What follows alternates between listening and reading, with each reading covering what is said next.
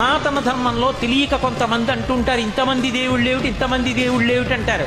ఇంతమంది దేవుళ్ళు కాదు, ఇంతమందిగా ఉన్న దేవుడు. నేనే పరబ్రహ్మను కురుశ్రేష్ఠ, నేనే సత్యాన్ని, జ్ఞానాన్ని, ధర్మాన్ని. పార్థ, దివ్యములై నానా విధములై అనేక వర్ణములై అనేక విశేషములు గల నా స్వస్వరూపమును కన్నులార దర్శింపుము. దేవా, ఎల్ల దేవతలు, ఎల్ల ప్రాణులు, బ్రహ్మాదులు, ఋషీశ్వరులు, వాసుకి మొదలుగుగా గల ఎల్ల సర్పములు నీ యందు నాకు గోచరమగుతున్నవి. ఈశ్వర, నీ విశ్వరూపము అనేక బాహువులతో, ఉదరములతో, ముఖములతో ఒప్పియున్నది.